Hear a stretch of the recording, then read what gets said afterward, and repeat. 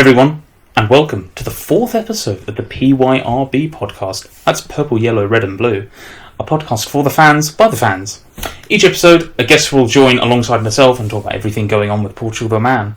Today we have news, topics, social media activities, and some other impressions and some articles that will come out. Each episode we have the PTM Song game at the end of the episode, and a chance to hang out and hear out with the guest on the episode. You can find this podcast plus and You can find this podcast plus past and future ones up on YouTube and Spotify. If you're on YouTube and you enjoy the show, leave us a like or a 5-star rating. It helps more people kind of. It's kind of how the algorithm kind of works. The best way I know. Anyway, my name is Mark, and my guest today that's joining me is. My name is Josh. You can find me in the Discord as Gerald Fjord. I'm in the subreddit as Laser Guided Melody. And then if you've ever seen my YouTube channel, it's Josh K. I've got a lot of Portugal The Man footage on there. So if you're ever looking to check some of it out, I got some full shows, just clips from different stuff over the last 10 years. And if you feel like you want to, feel free to check it out. Nice one. Hey Josh, how's your Saturday going in the great USA?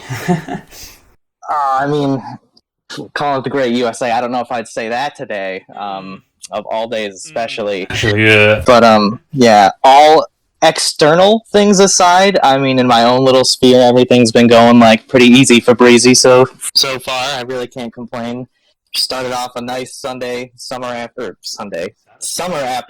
just chilling out, listening to a bit of Portugal The Man like I usually do. It's been a good day so far. What about yourself? How's things across the pond? Things across the pond. Well, last week was the temperature decided to go from about 20 degrees centigrade to about 35 on one or two of the days. So everyone in the country melted. So we're not prepared for that heat. That's tough, man. It was bloody warm. Yeah. Last Friday went to see another band, Pond, in London. That was pretty cool. Haven't been to see a show in about 6 or 7 months, so it's good to go see them. I wish it was a bit colder, a little less humid, but apart from that, Hopefully it was an indoor show with AC. It was, and I was at the front, and there was a little bit of air conditioning, but they're an Aussie band, and they looked a bit uncomfortable as well. They could tell it was bloody warm today. Nick, though, the frontman, was he still going crazy despite the heat? Because when we had seen them in the past, in 2018, he was, crazy all over the stage, just moving a lot, bending himself backwards in half. It was pretty crazy. He didn't bend himself backwards, but he kind of, the front railing you get that divides the people with kind of the front. So that's a round rail. He was standing on that, just almost like a surfer's motion, just back and forth, just gliding there, just playing with crowd. He was pretty much crowd surfing 3 times. I got pretty close to him. I made eye contact. It wasn't awkward for him. He's mental. But no, it was good fun, to be fair. And I've been waiting for that one for about. I think I bought those tickets in January. So it was okay. Yeah, I've been long waiting for that one. I discovered them during the pandemic, and it was a good show. It was a nice show, actually. Yeah. Okay. You say you had seen a show 6 or 7 months ago. Who was that you saw? I went to see a London-based, an English-based band, Jungle. They're a. Oh yeah, I know Jungle. Yeah, they're modern soul, I suppose you could call them, if that's a phrase, if that's a genre. Yeah. Oh, neo soul, I think is what they call it. Neo soul, yeah. They were amazing, to be honest. That was a really entertaining show, to be fair. That was back in September. That was literally just after all the lockdown restrictions had sort of wrapped up, and it was we're vaxxed, ready to go, gonna go enjoy ourselves, and that was a good show, actually. 2 warm acts. It was music as you go into the venue are warm. Yeah. And then they came and did an hour and a half set or something. I think it was a hell of a. It was a hell of a show, to be honest. The presentation is brilliant. No, especially, just the thrill of going to concerts after the COVID lockdowns and stuff as well. Definitely was an incredible experience. I was fortunate enough that Portugal The Man were actually the first band I got to see post-lockdown, and it was back in September as well. And just the crowd that night in the band, it was like super incredible after, most people going so long without seeing live music, and then getting to be right back in it with my favorite band was a pretty awesome experience. That's brilliant, man. You mentioned about your YouTube channel as well. I'll leave a link for that down in the description, and I think they do descriptions on Spotify. I think so. Yeah, I'll leave a link for him on both ends. So easy, go check out Josh. I'm sure he does amazing stuff on his YouTube channel as well. So it's definitely not amazing. I'm gonna put that out there. Full stop. I usually just record with my iPhone 10, but the way I look at it is, every performance, whether it's Portugal The Man or any other band, because I've seen a lot of music, because I just love live music, it just blows my mind to think that so many awesome shows might just go kind of forgotten and lost to time. And so with Portugal The Man especially, I've started getting the habit of trying to record the full shows if I can, just because every show with PTM is different in some way, and it freaks me out to think about some of their awesome jams just being lost to time and whatnot. So that's why I've gotten in the habit of trying to record those shows. Yeah, and especially with, there's a point where they don't really play anything before In the Mountain in the Cloud anymore. That's kind of kind of cut off point. I think Zach's kind of said there's a few songs, I think people say they're yeah, we played this we played this enough, we're going to move on to some stuff. Yeah, And I has gotten a lot of attention as well. That's probably one of the oldest regularly played songs they have at this point, is definitely And I. Have they been bringing that back then? Oh, right, Oh yeah, they played it in September 21, and then I saw them at Madison Square Garden in April as well, and they played it there. All right, excellent. I wanted to start off with quite an easy first topic. Your first memory. Can you remember that far back? Oh yeah, I can certainly remember. Because it's a watershed moment in my life. The first time I heard Portugal The Man was definitely I came to a fork in the road, and I took the better path, I think. I was just listening to probably it was 2010, probably during the summer, and I was between junior and senior year of high school, super into a lot of just indie rock and stuff at the time. I deny it to this day, but I guess you could say I was a bit of a hipster back then. But so whatever a hipster would have been listening to, I know Arcade Fire, The Suburbs was definitely a regular thing I was playing. But Brothers by the Black Keys also, I was listening to a lot at that time. And I think that's how I came across Portugal The Man, is just on YouTube. I was listening to something off of Brothers, and it just recommended People Say. And the album artwork alone, I was well, this looks pretty crazy. I should check this out. And then as soon as I hit People Say, I was a fan. I was oh my god, I don't know what this is, but this is just incredible. And I just started clicking through other songs. I think I listened to The Sun, Mornings, and maybe Guns and Dogs, and by that point I was this is probably one of the best contemporary bands I've heard in a long time. So I started looking into it, and I can't even remember what possessed me to do it, because I'd never been to a live concert before myself. I was only 17 at the time, and I lived kind of in a very isolated area without much culture in any direction for 3 or 4 hours. But I saw they were playing in a city about 3 hours from me. It was Syracuse, New York, and the girl I was dating at the time, I was just hey, if I buy tickets to the show, will you drive us? And she said sure. So I did. I bought the tickets and had them for probably 7 or 8 months before the show finally came around. And going to see them live that first time, again, that was definitely a life-changing moment for me, for sure. So I remember it all very clearly. Oh, wow. Excellent. I'm just thinking about, you said People Say off Satanic Satanist. I mean, that album art with that kind of cosmic neon kind of green, the wacky sort of almost alien figure, it's very different. Yeah, to this day, I still don't know, what are these characters John created? I don't know. I don't know if they're supposed to be alien or some kind of sea creatures or what. It's just very trippy though, and I've just always thought it was so cool. So I actually have that album on vinyl. It was the first vinyl I ever bought, and again, it's just almost for the artwork alone. It was definitely a worth it purchase. Nice. And obviously Majestic Majesty with the sort of black and white version, kind of, I suppose. Yeah, so you see, my intro to it came in phases, where that first kind of obsession I had with them was pretty much strictly Satanic Satanist. And it wasn't even until after I'd seen them live that they blew my mind, and I was like, holy crap, these guys really are, like, the real deal. They're, like, just peak, like, musicianship and everything you could want. And then from there, I kind of started slowly going back to their older albums. And I was thinking about it this morning, and it's just crazy to me to think that by the time I'd started listening to PTM, Satanic Satanist was only about a year old, and American Ghetto had just come out. Because when I think back, my first instinct is to think like, oh man, I wish I could have been around during the Satanic Satanist period when it was new. Listening to Kevin talk in his podcast, it was episode 2, I was just like, man, he was there from like the very beginning. That must have been such a cool experience to have, seeing PTM as like the unknown opener. But like I was getting to, when I think about it now, I mean, Satanic Satanist was only a little over a year old when I first got into them, so I am now more grateful that I did get into them when I did. Yeah, I mean, of course, Satanic, so that's what, is that 2008?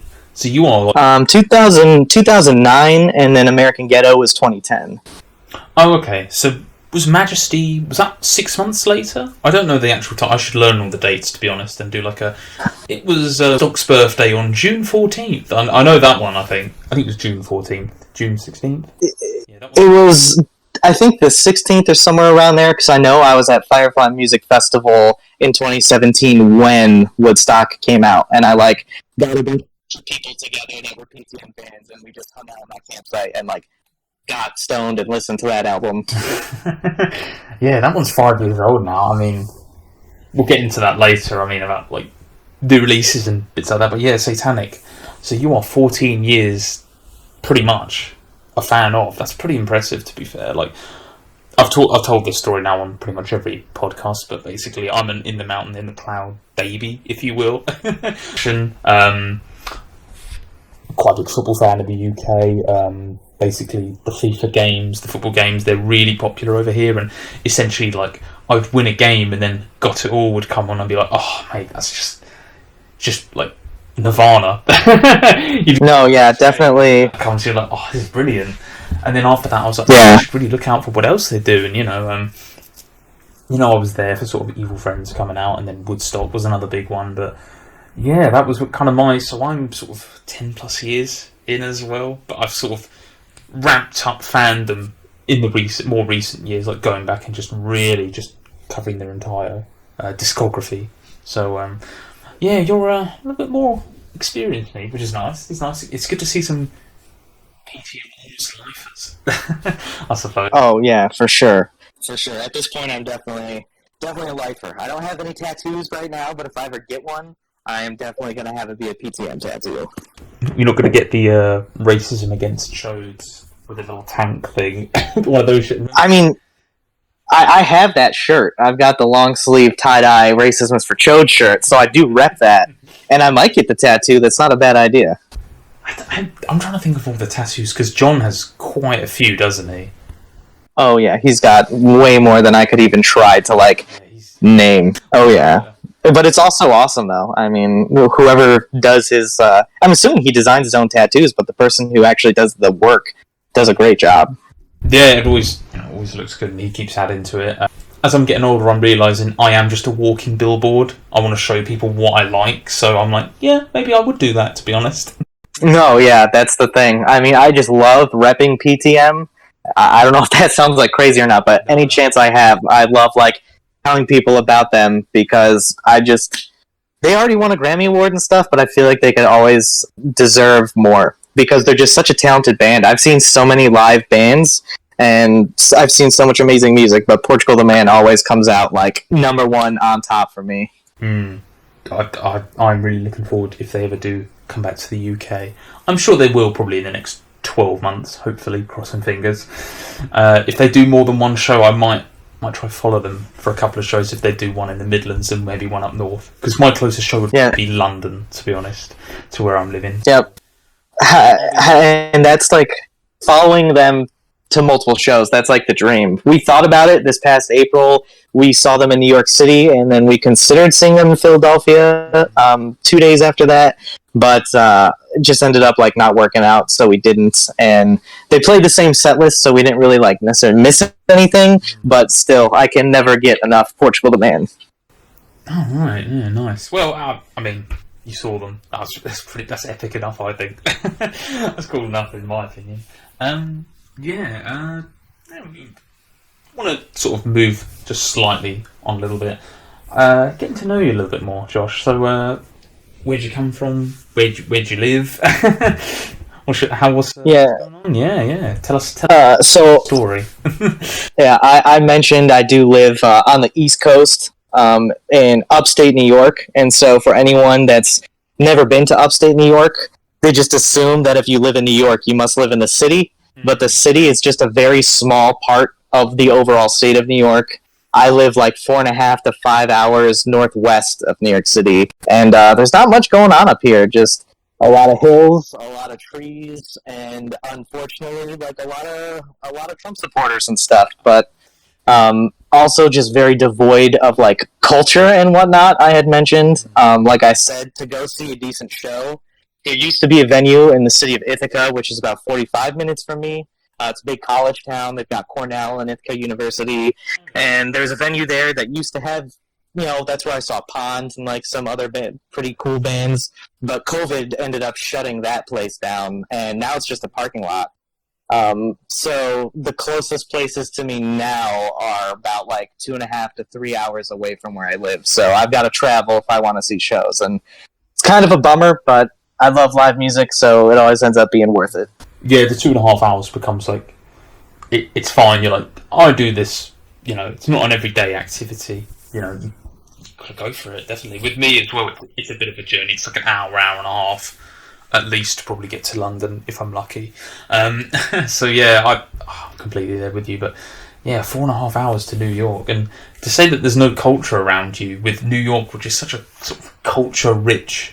It is kind of USA's like not number 2 basically, but because I'm not saying Los Angeles is everything or California, but it's up there. It's culture rich, and it's just kind of not spread out a little bit more. I don't know, but yeah, no. Unfortunately, the influence of the city is not felt up here where I am. In the town that I live in, the biggest industries are like there's a prison that a lot of people work at, or there's like couple hospitals that some people work at, but otherwise there's like not much going on at all. All right. And you mentioned previously that you're your fiance, so you're getting married, hopefully.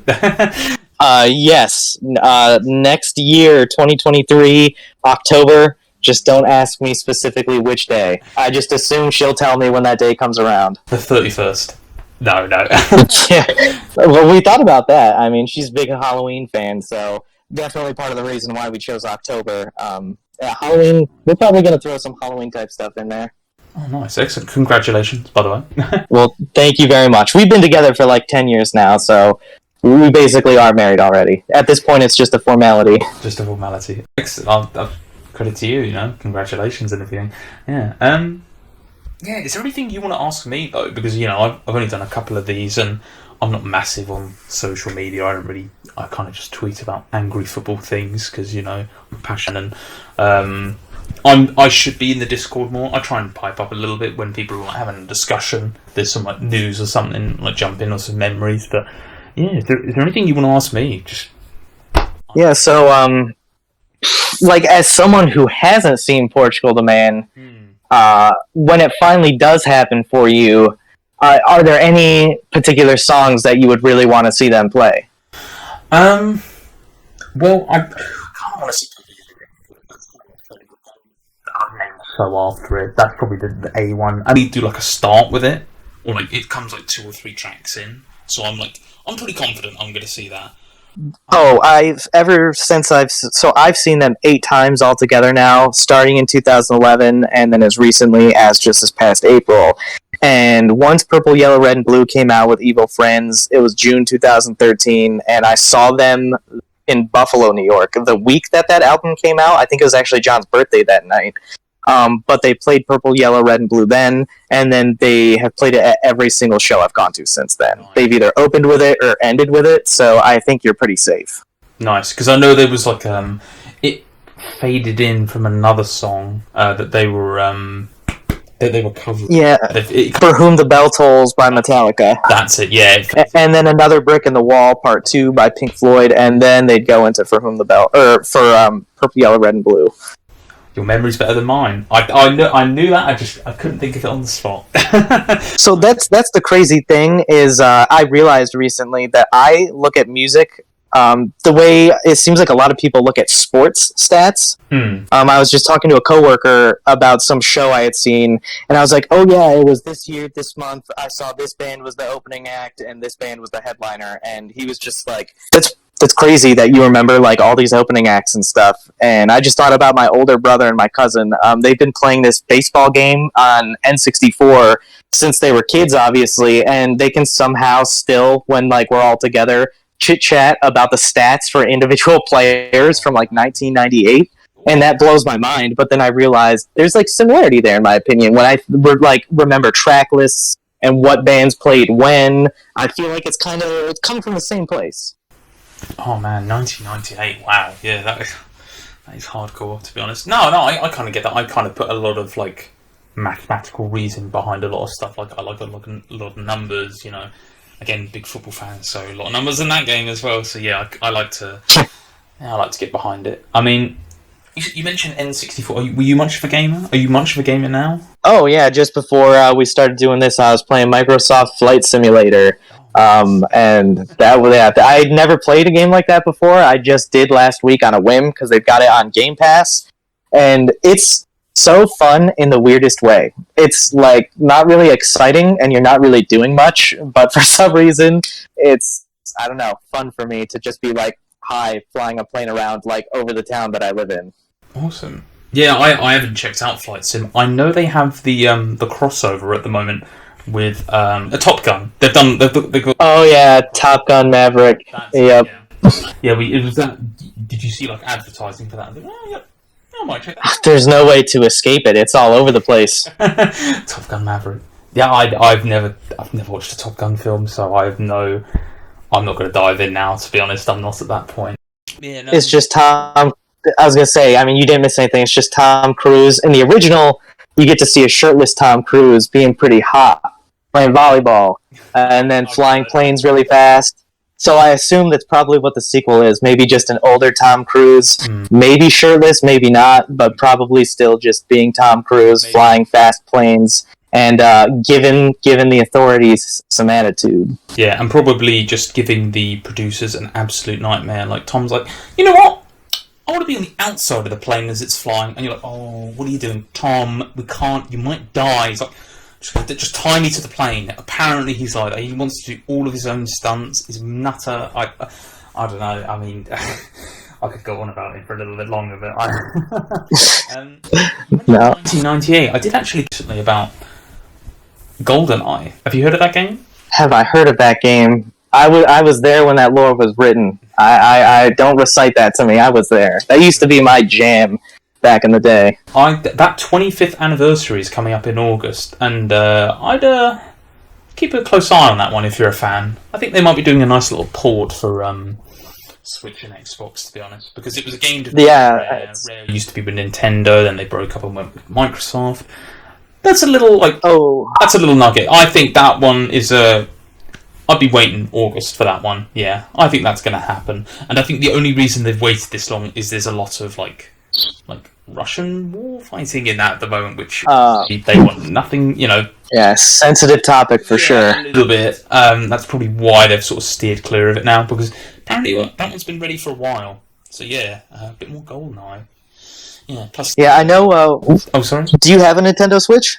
Yes, I was playing Mario Kart. Yeah. So hey, I'm in the same boat, man. But with the Virtual Console, the N64 on there, I was hoping for some GoldenEye at some point. But like you were saying, I was reading about how there was a split with Rare or whatever, and people were like, "Yeah, because it's a licensed game, there's like no way it's gonna end up on the Switch." I think that might be a day one on both. I think because it's a complicated deal. But yeah, I'd hang my hat on that one. I'm pretty confident on that one. I'll just give you a little tidbit there. It's not a gaming podcast, but Oh yeah, but thank you for giving me that. I'm gonna look out for that. Thank you for the give that little heads up. Yeah, I haven't got anything on any other games, to be honest. I mean, I know John plays or has played Fortnite a lot with his kid, to be honest, because he used to take a lot of screenshots when he won games. I was like, shouldn't you be... What? Yeah, well, you got to kill time before the show. They're like, just get like a... See, I don't use Twitter, and I don't use Instagram, and I don't use Facebook, and I feel like those are 3 ways to really keep up on those kinds of details about what the band is up to. So I unfortunately never hear about any of that stuff unless someone posts about it in the Reddit or Discord. I just remembered him playing with his kid. I think it might have been at home, to be honest, and they were playing Fortnite. But I mean, you've got to kill time, to be fair, during these shows. Get a bit of downtime. No, yeah. There's nothing wrong with that. Was there anything else you wanted to ask me? Oh, you mentioned songs. Sorry, pardon me. We completely diverted. There was a tangent, and we... Oh, yeah. So you said purple... Yeah, you said purple, yellow, red, and blue. Were there any other songs that you would really, really love to hear them do live? Even, any covers or jams or anything? I like them doing covers, but I think that'll be like the little cherry on top, to be honest. I think Sleep Forever might be a good close. I know they don't... I don't know if they always finish with that, but... Unfortunately, they don't. I wish they did, but they don't always finish with it. They did at Firefly 2018, but then they didn't in 2021 or 2022. I think I'd like to hear a number 1, but like an alternative version. Number 1 is a real sick song live. They played it in 2018, and it's definitely one of my favorite songs off Woodstock. I prefer the alternative version to the album version by a country mile. I find the album version is good, but it got a little repetitive after a while. I don't know, I just kind of would go back to it, and I didn't love it as much. But then I heard the alternative version. It kind of leaked on YouTube. They were doing an outside show somewhere, and it's kind of like a really the camera's really panned quite far away. It's probably just on the phone, and it just sounded so much better. It's like a slightly longer version, sort of slowed down. It builds up a little bit more. Yeah. So in 2018 at Firefly, that set was legendary, but they played number 1, and then from there, at the end of number 1, it kind of slowed down, and they're doing some kind of spaced out type stuff for a little bit, and then they start singing the bit from the very...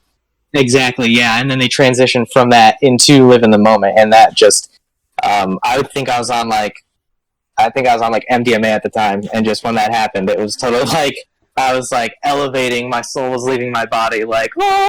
Live in the Moment. I mean, gosh, anything from I'd be happy to hear anything, to be honest. Evil Friends, I really like. The New Way, or do you mean the album or the song specifically? The song specifically, but the album, Modern Jesus, is pretty good live. Yeah. But have you seen how they've been performing Evil Friends lately? Well, no, because I always thought that would be a good one to start off with, because it's like a nice slow build up. Nah, so in 2021, it was the first time I ever saw it play it this way. At first, I didn't even know what it was, but that intro, instead of being the kind of slinky, slow, chilled out, piano and everything, it was just heavy. It was just heavy fuzz on the guitars. It was total headbang worthy, and it was the same melody, just times 100, and it was sick. I definitely threw up some devil horns during that, and they played it the same way back in April, and I hope they keep playing it that way, because the original version is dope, there's no doubt about it, but just that heavy version really knocks your socks off. Awesome. That one is like a number 2 to PYRV, to be honest.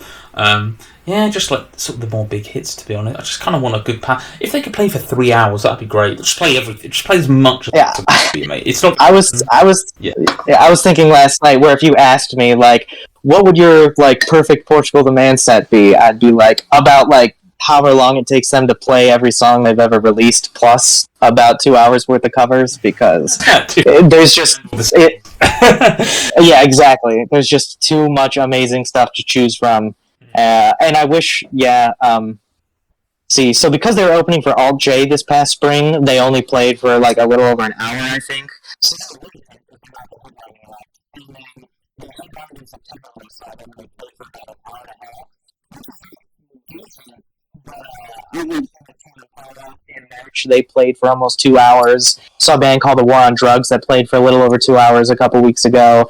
And I do wish they would kind of push it up towards that. I think you and I were even talking, and I sent you that set list from the show I saw in 2012, where they played something crazy. I think it was like 25 or 27 songs or something like that. Yeah, you did. And I think that was probably the longest set I've ever seen them do, and that had to have been between like an hour and 45 and 2 hours, and it was just amazing. And I don't know if part of the reason why they don't play as long now is I know John had been having issues with his jaw, so it would make sense if they're trying to kind of let him, like, you know, take it a little easier, I guess. I figured that also might have been why in 2018, during the jam they did, towards the very end of All Your Light, he would kind of go off stage for a few minutes, and it was just the rest of the band. I just wondered if that was part of why they did it, just to give him a couple minutes to kind of get off the stage and, you know, maybe do whatever he had to do, or just take a little breather.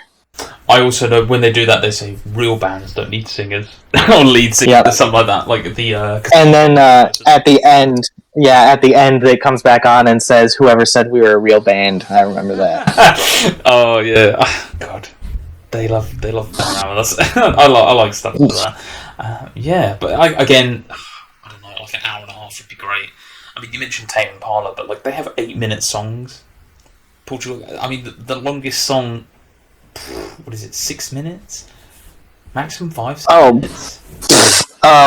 But when they play live, like, how many bootlegs and stuff like that have you watched and listened to? They do, they do quite a few, to be fair. Yeah, so no, that's fair. So I mean, I'm going to enjoy it. To be honest, I'm probably just going to be like, just roll into it. I'll probably not know what the first like few seconds is going on, and then I'll be straight in there, probably singing along badly, poorly, out of tune. But I mean, as it should be, though. Whatever you got to do to have fun, man. That's like what the band wants. I think that's what everybody should want. And on that note, actually, like in the show I filmed in September in Riverfront Park in Harrisburg, PA, during a few of the tracks, there's like a girl that you can hear very clearly, like singing, kind of screaming along to some of the words. And there were a lot of comments on YouTube from people that were just like, you know, rude about this girl. And I was deleting most of them because I had talked to the girl before, during, and after the show, and she was really nice. She was just super hyped up, and I can't remember where she's from. She's from somewhere where she said that, like, that's just how people are, somewhere in South America, where when they go to shows, they just go all out for it, and I respected it. And it's funny watching that show now and hearing her, just because I just remember how much fun she was having and how much fun I was having. So for me, it's just like part of that experience. And that's with any live show, just being around other people and having fun and letting loose is what it's all about. And I was telling people who were commenting like rude comments, like, look, this girl paid for tickets to come see the show and have fun. Like, she should have fun however she wants. Like, nobody should have to, like, I'm not going to be like, you ruined my video, because that's not what it was about. Like, no, I'm just there to yeah, you're there to capture the moment. And, you know, that's what's happening. That's in the moment. I mean, they do. So the last 2 times I've seen them, they opened with a medley of For Whom the Bell Tolls by Metallica, South of Heaven by Slayer, and then Cowboys from Hell by Pantera. But it's like awesome, because if you watch that video, when they transition into South of Heaven by Slayer, you can hear the girl just start screaming like bloody murder. And it's just awesome, because my fiance and I joke, like, yeah, once they started playing Slayer, this girl's soul was just like being ripped from her body, because that's what it sounds like. You just got this like awesome heavy metal with like John shredding when his wah pedal going, and then just this girl just like screaming. And I mean, it's awesome. I guess when I listen back to this, I'm going to be like, well, that sounds kind of scary. But no, it's not scary. It was just an awesome experience. No, definitely not. Awesome. All right. Let's move on to a couple of Something, first one, I just wanted to sort of talk about briefly. My plan when doing the look back, kind of like a weekly look back, just getting out, seeing what happens, see what people like about the show. And then my idea was every episode we can do an album retrospective, because there's a lot to go through, to be fair, so I've got plenty of content to cover. So I think next episode we'll be doing a Way to You Vultures retrospective. Okay. How much of a deep dive I'm going to go into? But we're going to try and go deep. We're going to try and go deep. Try and get like a little bit of like lore dug out of it. Try and find like any history. How long it took to record everything. Talk about music. Well, one thing that you should look up for me, because you're going to be doing a little bit of research and stuff, right? I'm going to have to. I swear at one point I saw that on Waiter You Vultures that someone was credited in the liner notes as like their weed guy or something like that. I don't know if I'm just crazy or if I just read that somewhere and it was made up, but I swear that at one point in time you could see where they had like credited someone as just like their weed guy in the liner notes for Waiter. Anyone listening to this, if you know whether that's true or false, please let me know. I think it even used to be in the Wikipedia, so who knows? Maybe it wasn't something official, but it's a mystery that I definitely like want the answer to. Weed Guy Weighty Vultures. I will put that one. I'll keep an eye out for that one. I'll see if I can find anything on there. I mean, if it's on Wikipedia, I know it's easily editable, so maybe they added that to catch people out. But I think I know who I'm going to be having. Going to have someone back on that one.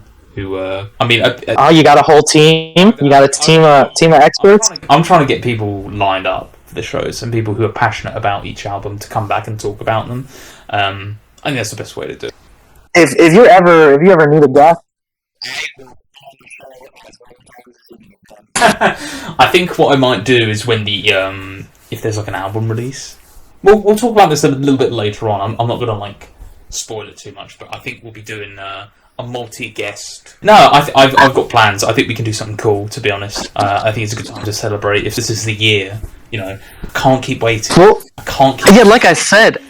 I mean, I bought a hat at the Madison Square Garden show in April, and it literally has, like, I'm wearing my pea hat while we talk, but looking at this other hat, it's got, like, 2 roses, and then all around it are the years that every album has been released so far, but it includes 2022.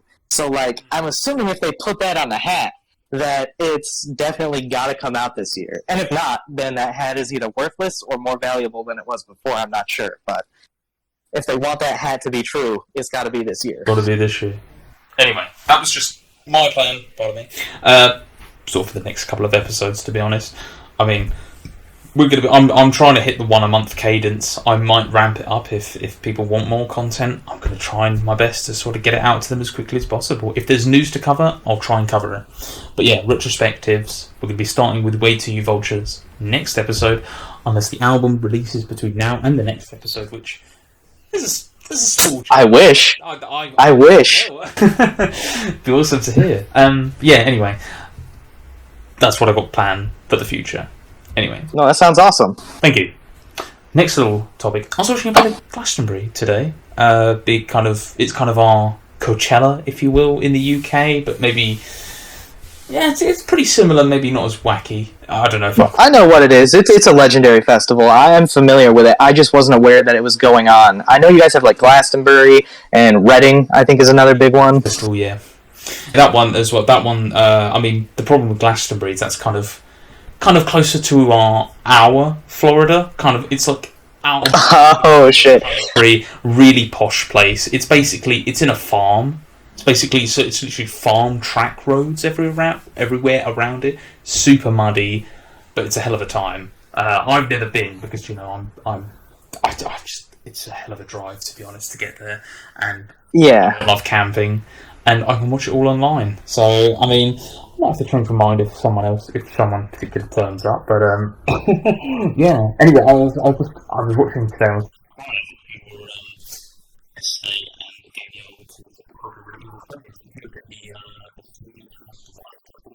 What's the code for helping on there? So I've been following them for a long time as well, the Haim sisters, and Kane Ricochet was on the drums, was helping out, which is pretty awesome to see. I just surprisingly saw him. So I've never really listened to Haim's music, but when Kane was drumming with PTM, he was going hard. Like, he was drumming hard, and I don't picture Haim being heavy music.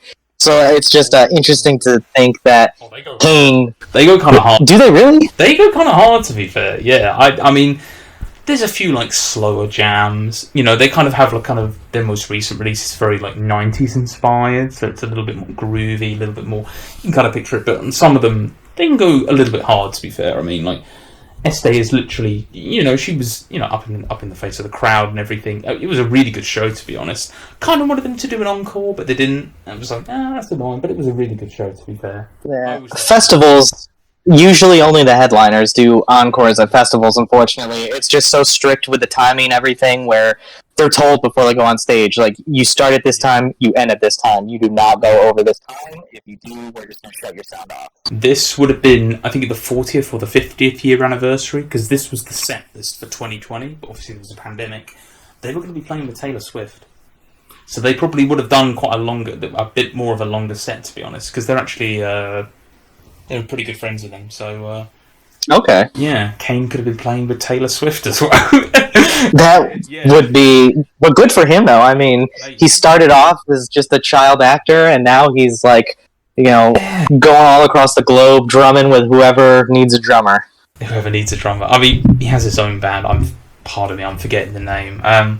Yeah, it was just awesome. Because I saw him and I was like, is that Kane? No, it can't be. And I was, yeah, it definitely was. 100%. Is he long hair Kane, or is he short hair Kane at this point? Long hair? Okay, long hair, don't care. Nice. Yeah. Funny story about Kane, and also kind of Kyle too, is when the lineup changes and stuff happened where they kind of joined the band, I was still just kind of a dumb, like, 18 or 19-year-old, and I remember almost kind of getting defensive. I think when I went to see PTM in 2012, and Ryan Neighbors was no longer the keyboard player, it was Kyle. And then Kane was the drummer, and Jason wasn't. And I just remember being like, man, these guys are a bunch of poser fakes, man. They're not really in the band. Who are these guys? What about Noah? And then, so he was with them the first time I saw them in 2011. The lineup in 2011 was John, Zach, Jason, Ryan, and then they had... so Zoe wasn't with them then. She's sometimes with them, sometimes not. Yeah, she's always been in it, just not always live. But then Noah was the fifth person that was playing with them that first time I saw them. And by the time 2012 came around, Noah, I think, had officially become a member. He wasn't just a touring member. They had brought Kyle in, who I found out later on had already worked with the band way before. Like, he was always within the band sphere. He just wasn't a member the whole time. And then as well, to be fair, so maybe they connected. But yeah, I mean, John said this is essentially the original lineup, more or less. Like, everyone's been here at the start, so yeah. Yeah, it's all people who have been in the circle. Like, you know, like you said, I mean, Kyle was in another band, I can't remember. Kane as well, they're underground. But I almost feel like they've said he's in another group, but I've seen pictures of them all touring together way back in, like, 04, 05, maybe even before that. So, again, I grew up a little bit and also found out that detail, and I was like, all right, I guess this Kyle guy is cool.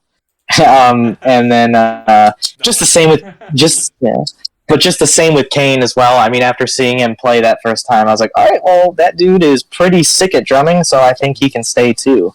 And especially as the Haim sisters were all drummers first, so obviously he's got a high reputation of drummer. That they're bringing him on, you know. Yeah. To be honest, I mean, oh yeah, for sure. He's high reputation. I mean, Jason's great. Love Jason. He's awesome. No qualms whatsoever with him. Kind of been blessed, to be honest. Yeah. Yeah. But anyway, I thought I'd just... Oh, sorry, yeah? No, I mean, that's cool. I was just going to say, it was Firefly 2014. If you know who Sky Ferreira is, she was supposed to be playing at, like, 3 o'clock or something, and then PTM was going to play on the same stage at, like, 4:45, like, after her. And so my friend and I went to that stage to be at the front row, like on the barrier for it. And then Sky Ferreira ended up canceling for some reason, so there was just a bunch of dead time on that stage. So PTM's crew came out and they started getting set up like early.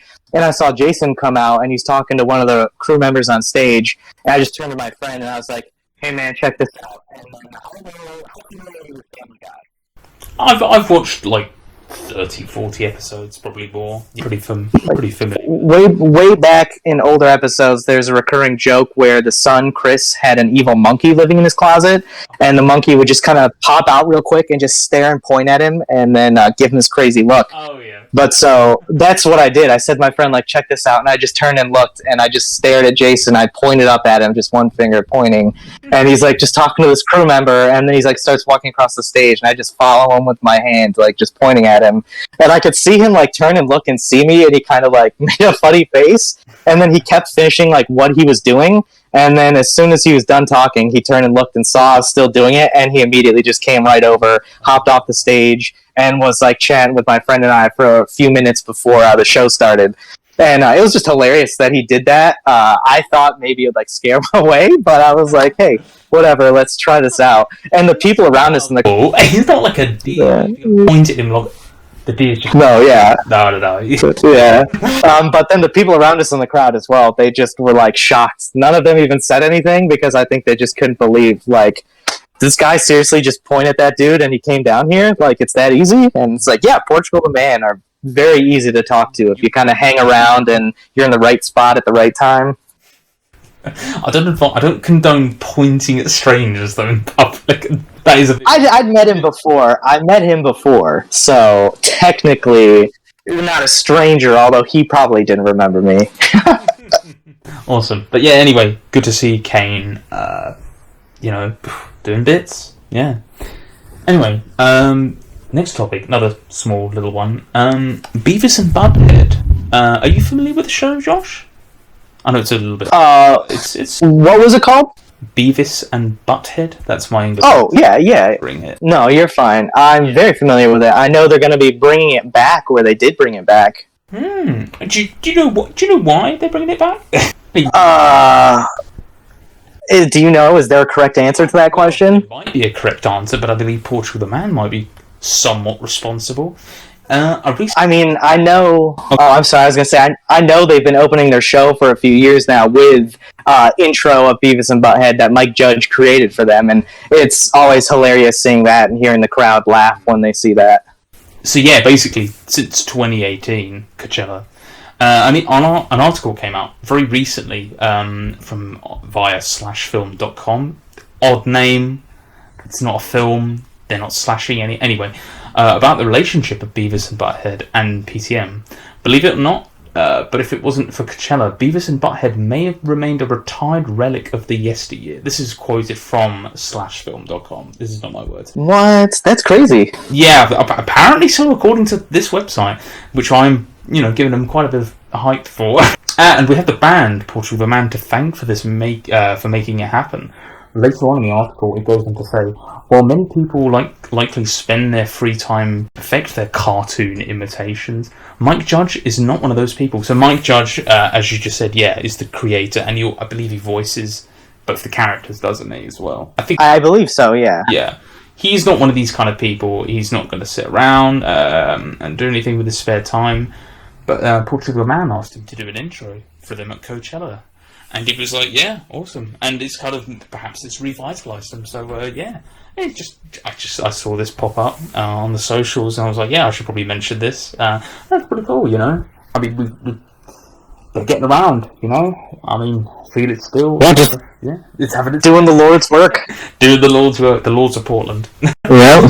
Awesome. And another article that has come out in the last couple of weeks, it's called High Times, and it actually features Kyle and Jason from the band. I'm not sure if you want to go through this. I might go through the first couple of questions. No, yeah, I'm looking at the article right now. You're looking at it right now? Okay, so it's about, it's about they're talking about their live music and how they're touring with Alt J at the moment. Continue to do shows throughout the fall. They're supporting them. Yeah, Jason and Kyle. So they talk about them, the passion for cannabis. Okay, well, this is they are really on the nose with this. The website is called High Times as well, which is very clever. The first one, High Times. Starting from childhood, did you guys always know you wanted to be musicians? And Jason goes on to say, music seemed to be everything to me. It was just kind of his thing. He would take pencils, pens, bang on the books and drums, play kind of like a, drum kit sort of thing. Fast forward to the 90s, because, he's older than that. He got his own kit. And it kind of continued from there. And Kyle, who, his background is classical music. I mean, during the pandemic, he was doing, like, Kyle's... God, I know what you're talking about. I can't think of what he was calling it, though, but he was doing the cool little... He and Eric both were doing cool little, like, sessions and stuff like that you could tune into. There might have been a live stream who were there. I remember, Eric was doing guitar lessons or something on the guitar as well, and Kyle was doing stuff, classical piano, basically. But, basically, he's been learning it. Started playing it at the age of 6. Remembered... He quote said here, I remember I learned how to read music when I learned how to read English. So basically, it's kind of bread and butter, his forte. Anyway, they go, I mean, there's a whole article in here. I might just link this, to be honest, because this is quite long. Here's another one I'm going to read. Does weed impact your creative process then in terms of creating new music, not necessarily performing it live? And Kyle says they call it the Seattle Speedball.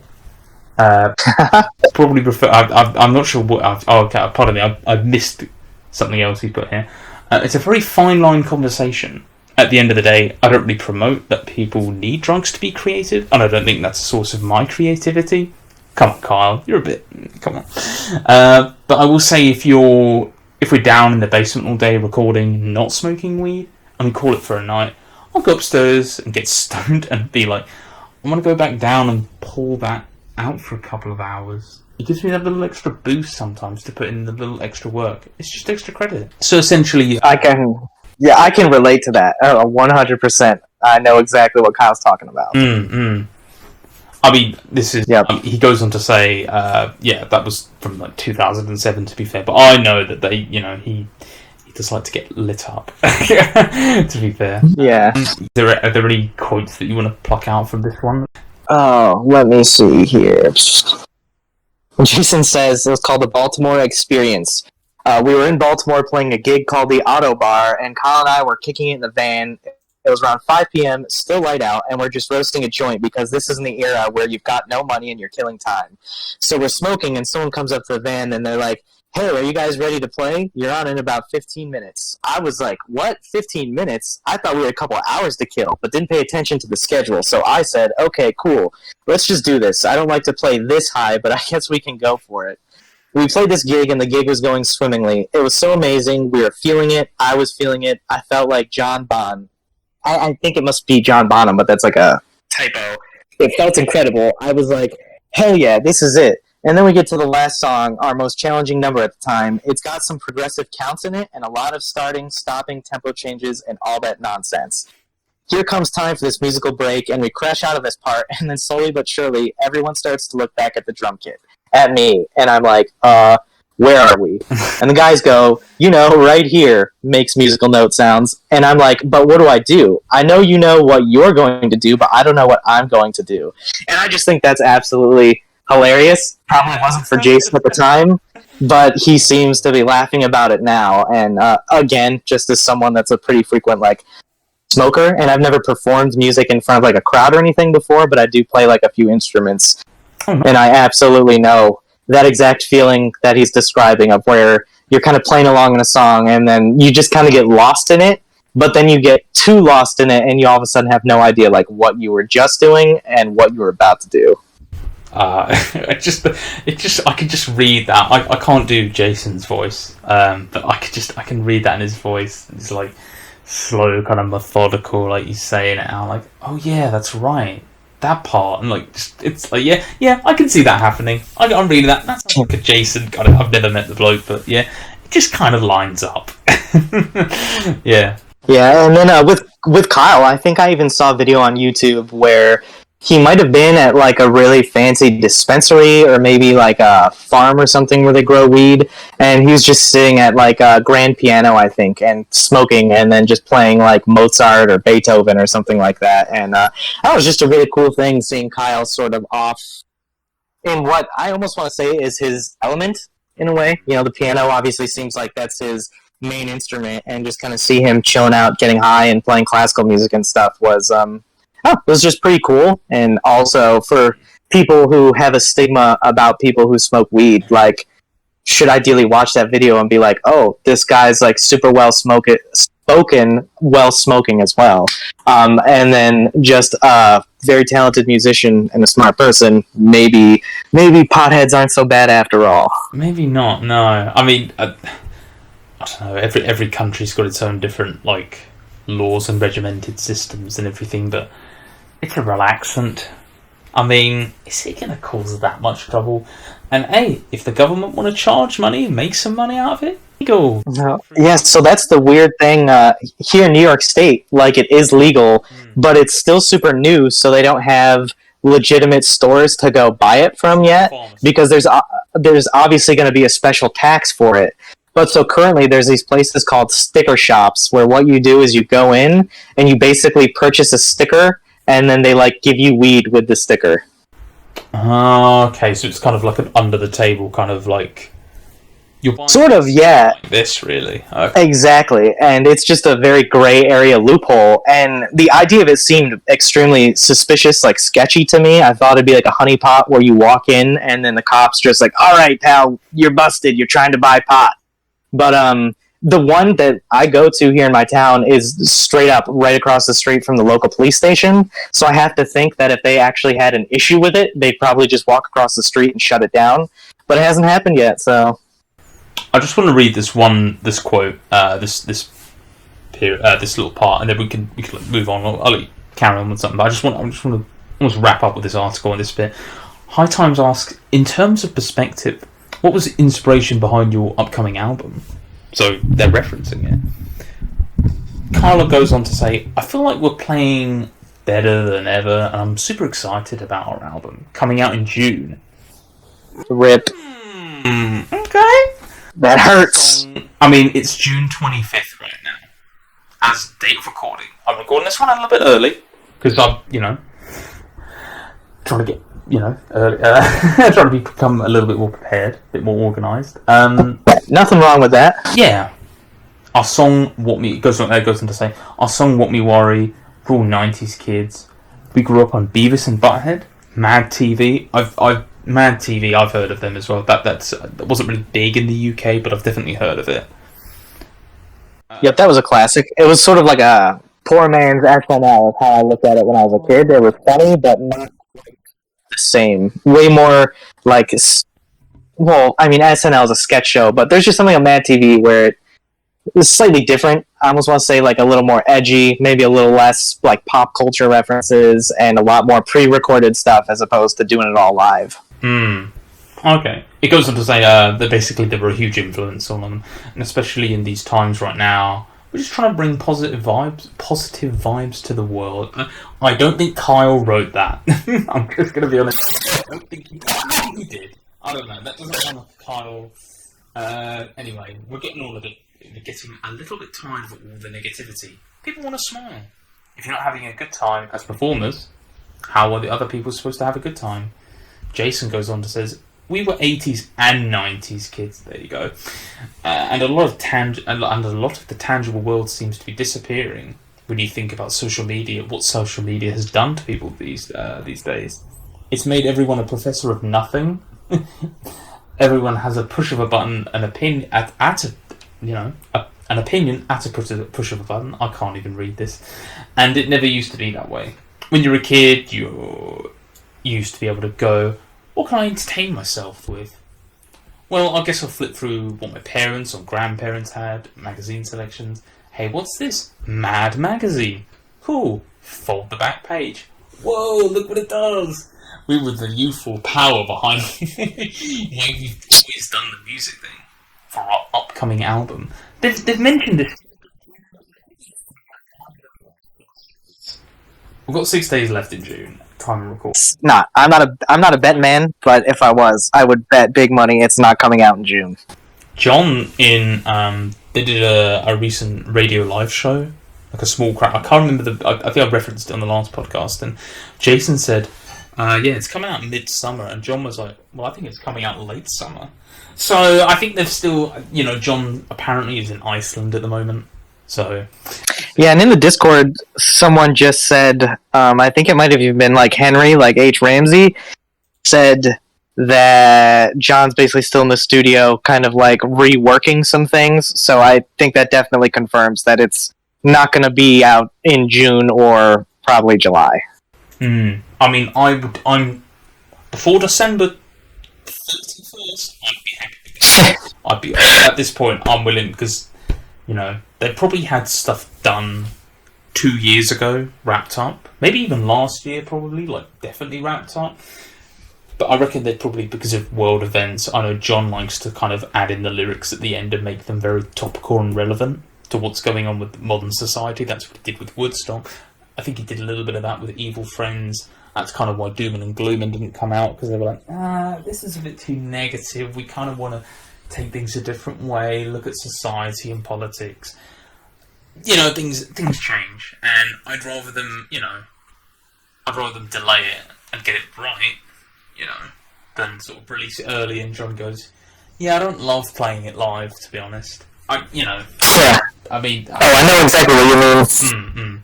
So yeah, anyway, that article from High Times as well. 2 articles. I wonder if we'll get another 2 articles in the next month. I mean, if they release something. Yeah.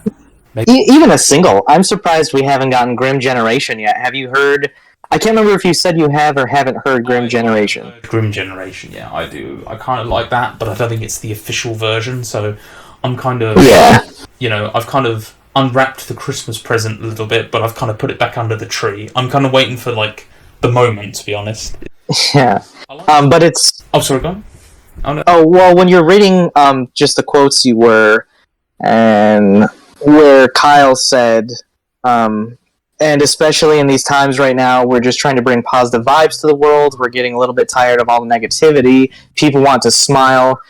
So it's just funny because when we saw them in April and they played Grim Generation, there's just something so unique about it to me where I feel like the subject matter of the song is kind of depressing in a way. It's just like a person acknowledging how kind of awful and hard things have become, but then the music itself is so upbeat and happy and makes you just want to dance, that it's this cool juxtaposition of, John singing about, this grim generation's got a hold on me, is basically the refrain, and you've got that image of, someone almost succumbing to despair, but at the same time, they're, singing about it in the happiest way, and they just perform it so well. And that's just part of why I'm so excited to hear the official version as well as the album itself. Because, everybody knows what's been going on in the world. I don't think there's really any place that's insulated from the things that have happened in the last few years. So I think we've all had, a rough ride.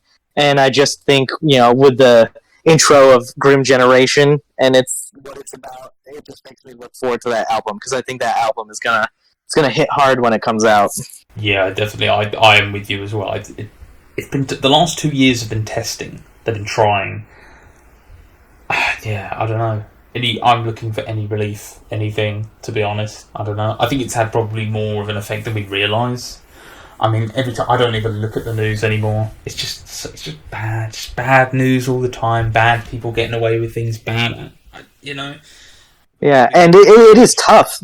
Yeah. Like you said, not looking at the news. I wish I could do that, but they call it doom scrolling, and I feel like I just get stuck in that because it's either you doom scroll and just read all this stuff and get depressed, or you kind of don't read it and stick your head in the sand, but then what? And I feel like that's what the song Smile is kind of about. It's like there's all these awful things happening, and you've got the choice between either just kind of focusing on your own life and trying to tune all of it out and maybe finding happiness, or continuing to acknowledge all the awful things in the world and doing what you can to try to not let it bring you down. That's part of what I think Smile and maybe even Evil Friends in general is about.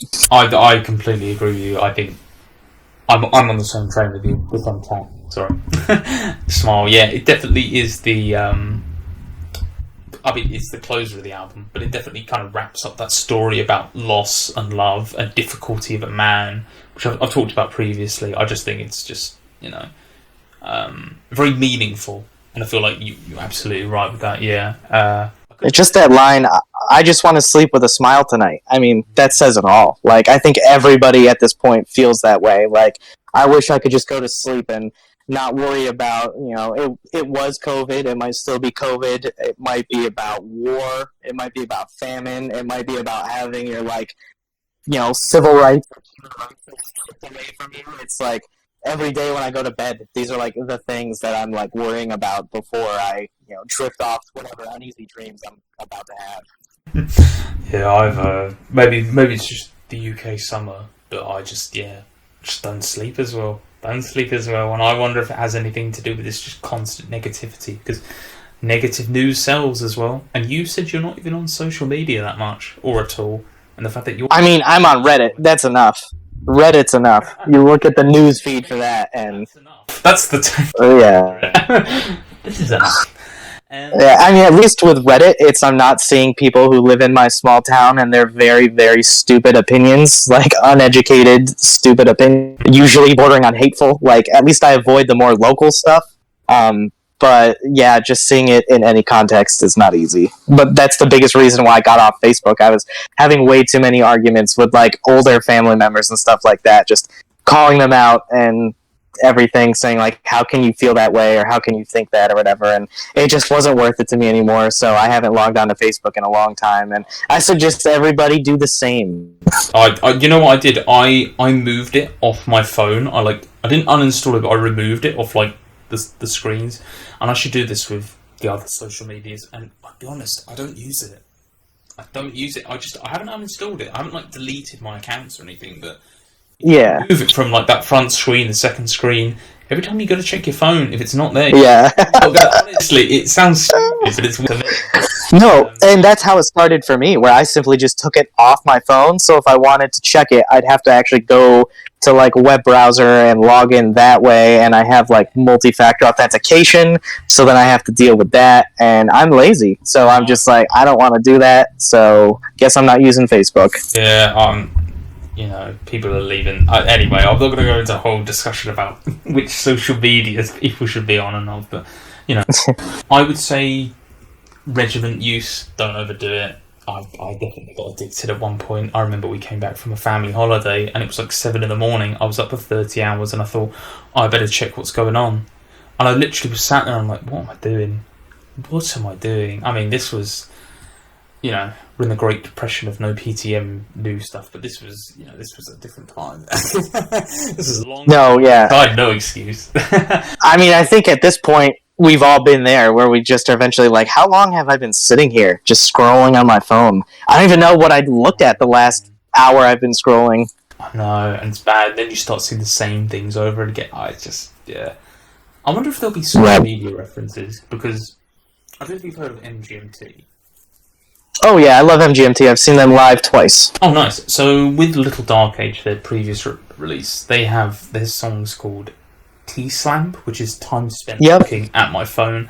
I mean, She Works Out Too Much, which is about modern age dating, more or less, and I really connect with that one, to be honest, because I don't. Yeah, definitely. It's definitely a great album. Yeah, that is. I mean, they definitely highlight it, and I think Ben, one of the chaps on there, was literally sometimes I'll just use my phone. 8 minutes. That sounds like he's got it under control. Only 8 minutes. I'm every 30, which at work as well is just not productive. I've got to be. I don't know.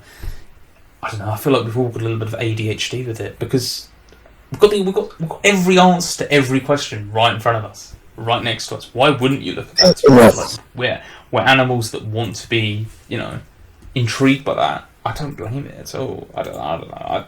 Yeah, well, plus, G.I. Joe says, knowledge is power, and we've got, all of the knowledge accumulated by mankind in the palm of our hand, or in our pocket, so it's hard to look away from that. Like you said, you can look up anything you want to know, and you can have an answer from Google in, less than 10 seconds, probably. Yeah. You know what? We have all this information, and yet I've never felt more uneducated and, to be honest, more dim. That's a sign of intelligence, man. I can't remember who said it, whether it was like Socrates or someone like that, but they said something along the lines of like the first step to like being intelligent is recognizing that you're like not, and you never will be. Like you can't know everything, but once you like embrace that you don't know anything, from there you can like start to learn. Yeah, but I think I'm 25. When I hit 14, downhill. You know exactly what was going on at that point in my life as well. I don't need to go into the finer details, but basically I had 2 more years left of school. I just sort of was like, can I get C's and everything? Can I get past it? Yeah, alright, we're cracking on. Alright, great, fantastic, see you later, thank you. College, do the bare minimum, thank you, see you later, get a job, thank you very much. Yeah, I was just done. I don't know, something about society, but anyway, this is... Are you talking about yourself or talking about me? Because that sounds pretty accurate to my life as well. Oh, see, I mean, you hit all my major points. It was about the same thing. Just, I was always told by teachers and obviously my parents, like, oh, you're so smart, you could do anything you want. And I think they were right. I could have, but I was the same way. I always did just the bare minimum I had to pass. Went through college, just like, all right, C's get degrees, baby. And now I've got a couple college degrees that I'm not using. And nice. Just like, all right, well, yeah, exactly. Getting dusty at my parents' house, no less. I don't even have them in my possession. But I mean, the thing for me though is especially once I started getting as into music as I am, and especially once I saw that first Portugal The Man show, it definitely like ignited a fire in my soul, so to speak. I was like, music is what I love. Like, this is just what I want. As long as I can go to live shows and like see live music, and like I said, I play music in my free time just for myself. As long as I can continue doing those things, I'll be happy. I mean, I just want to sort of acknowledge that we've talked about. We've gone from an article like Beavis and Butthead to being high to talking about Socrates in about 20 minutes, which is quite incredible. I didn't think I'd make this kind of tangent, but we have, which I'm fine with, to be honest. I don't know you, Josh. I'm fine with this tangent. I know, I'm perfectly fine with it, but that's also, I mean, I feel like while we might not be discussing Portugal Man themselves, I feel like that is what their music is about, and that's part of what I love about it so much, is while I might not derive the same meaning from it as maybe John meant it or as maybe other people take it, there's just so much in their lyrics that leaves a lot open to interpretation, but it's very thorough. And I know in the Discord yesterday or 2 days ago, I was just really, really baked listening to like Portugal The Man live at Firefly 2018. And during the All Your Light Jam, they do a little tidbit from the home, and the lyrics that they do from the home. I don't know what the palace knows, but I don't run with sheep, and the shepherd can't herd me. My feet ever slow in this age that takes me. I slip onto the mountains where nobody knows me. And there's just something about those lines that are so beautiful, almost just huge. Like, I don't know what the palace knows, but I don't run with sheep. Like, that just says it all, and I relate to that, because I think I don't know if they're necessarily atheist or agnostic or whatever, but I'm definitely not necessarily a believer in any sort of organized religion. So that line about just, like, I don't know what the palace, which I always took as, like, the church or maybe even just authority, like, whatever they think they know, cool for them. I don't believe it. And then the shepherd, I always thought of as being, like, a priest or some sort of religious figure. Like, they can't herd me, like, they can't get me, they can't spew whatever they believe. I am my own person with my own ideas and everything, and there's like really nothing that can stop that. They always do Sunny in Philadelphia. Always Sunny in Philadelphia. Oh yeah, they would do the Dayman thing. I've seen them do that a bunch of times. Yeah. Would they always link that into the home a little bit? I don't know if I got that wrong. So I've never seen them do it with the home. I've seen them do Dayman. It's led into So American a couple times, and then when I just saw them in April, they played it after Evil Friends, and it led into Senseless off in the Mountain in the Cloud. Oh right. Oh okay. I mean, it's a long little thing. It's just something fun, but yeah, I don't know why. For some reason, I thought that so. Maybe they finished off with the home snippet and then went into Dayman, then went into So America. That's probably where I heard it from and where I'm connecting the dots. But definitely possible, because they've moved the home around to a few different places over the span of their career. Like on Oregon City Sessions, I'm pretty sure they have a snippet of the home during How the Leopard Got Its Spots or something. And at the time that Oregon City was recorded, I don't even think the home had been officially released yet. That came out in Satanic Satanist in 2009, and I think Oregon City was recorded in 2007 or 8. I think 8. I think 8. So yeah, they had used that same snippet before it was even officially released as a song. All right, giving us a little pre-tease, a bit like what they're doing with Grim Generation at the moment. Then, yeah, exactly. But one of something I just hope you get to see them do live one day is their All Your Light Jam. When they do it, and it's like 15 minutes long, it's like top tier. Easily one of my favorite jams they've ever done. It's like a journey. It's crazy. Doesn't it? Let's be honest. That one, yeah. Some of the live footage of that one, yeah, goes hard. That might be... no, that's not the only one with 2 music videos, because I know John did the Claymation one, and then obviously they've got the kind of the sort of theatrical kind of music video where it's like the people living out on the desert or something, and there's a load of... Yeah. And I'm trying to remember if that one is the one that they did with RZA from Wu Tang, or if there's 2 versions of that live one you're talking about. One where it's just the song, and the other where it has RZA from Wu Tang on it. I know the one you're talking about, though. Doesn't the girl end up with like her own decapitated head in like a grocery bag or something? I'm pretty sure is like a part of that video. I mean, this is like 11 years old, to be fair, so pardon me. Yeah. You mentioned Wu Tang as well. I actually do have another gaming tidbit. There's going to be a game development team that is working on a Wu Tang game at the moment. A fighting that's sick. Tang clan, and it will be licensed music, and it's I don't think there's like a release cadence for it, but I would think probably, you know, it's the kind of code name for it is leaked, and I kind of want to spread this out because I know John and the band, they're big Wu Tang fans. I mean, if you listen to What We Worry, it's pretty good. Yeah. Opening intro. It's kind of a... Is it... God, it's very reminiscent of Old Dirty... Yeah, ODB, Old Dirty Bastard. That's it. I was thinking Mike for some reason. Wu Tang fighting game. That'd be fun, actually. The lore is there. That sounds sick. I mean, enter the 36 chambers. That sounds like it's going to be awesome. I mean, it'd be nice for it to come out. I wonder if PTM could like jump on that one. Maybe they know about it already. I don't know. Maybe, I mean, music is something that is done in games kind of in the middle towards the beginning. You know, it's not like a kind of last minute thing. So I wonder. I mean, they're pretty big fans. So yeah. Anyway. You know, and it's music and video games. I think is at a very young age. Before I even knew it, I was destined to become into music. I just remember playing the original Tony Hawk Pro Skater on the N64. I would have been like 5 or 6 years old, and when you first turn it on, a song by a band called the Dead Kennedys. There's I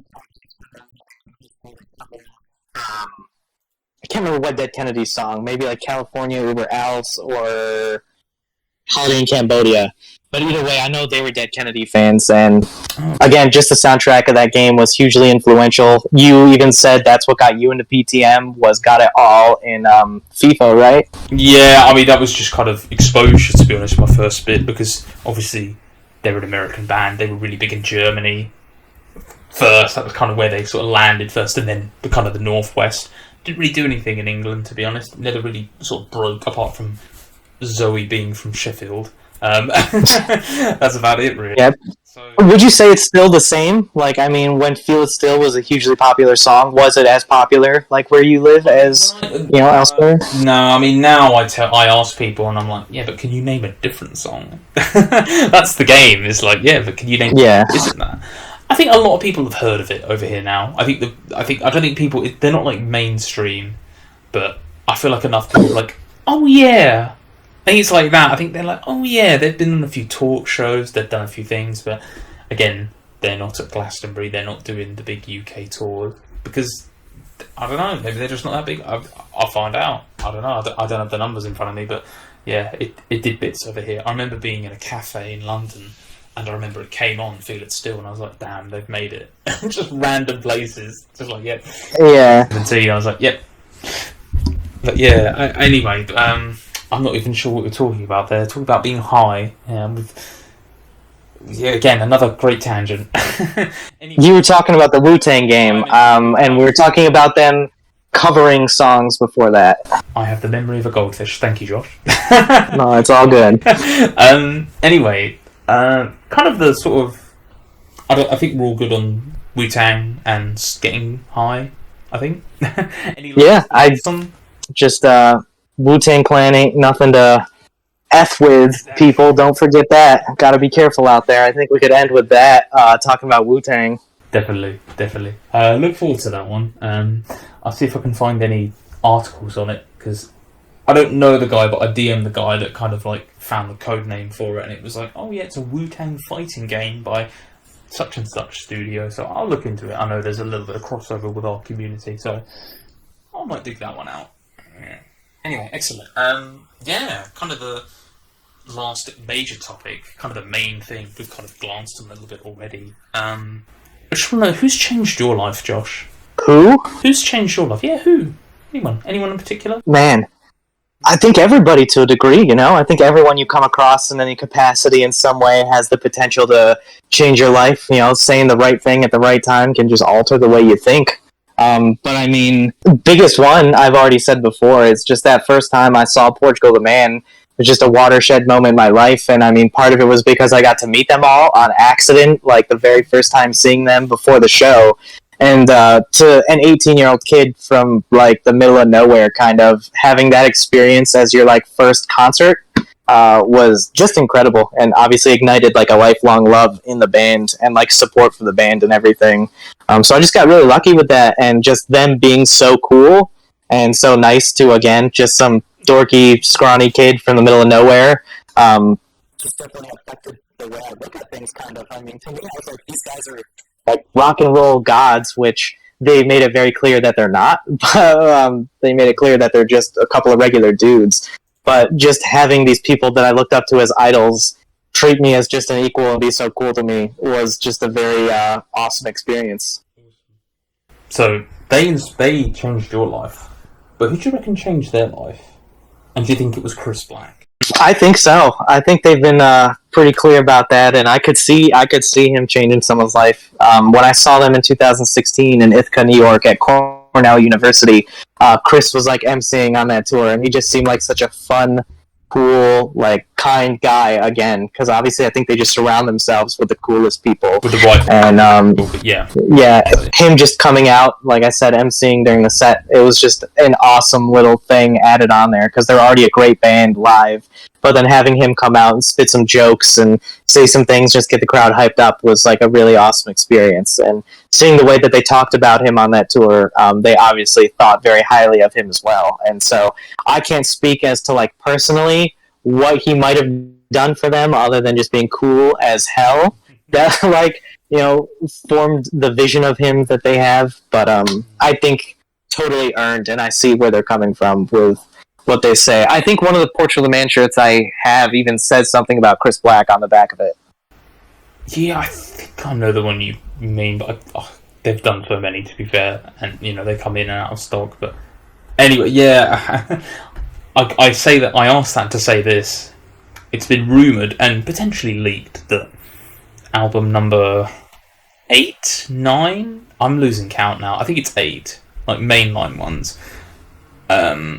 Might be called Chris Black Changed My Life. Now, this is going to come across the internet. I think there's like a Brazilian fan page on Twitter, PTBR fan. I think he's like Portuguese or Brazilian. He covered this, or they covered this, and that brought it to my attention. They're normally quite a good little source from like little tidbits and bits like that. Okay. Yeah, Chris Black Changed My Life. It might be the new album. It might be. It could be complete nonsense, but it's, you know, the most recent thing. It's got a little bit of hype fire to it. I think that's... Yeah, see it. Sorry, yeah? Yeah. I mean, I think that would be an awesome title for the album. I think it would be just a little bit to honor. It's like someone who obviously meant a lot to the band. But then we were talking earlier where you said you try to think about things. I think you said like mathematically, whereas I'm definitely not a math person, but I do try to think analytically.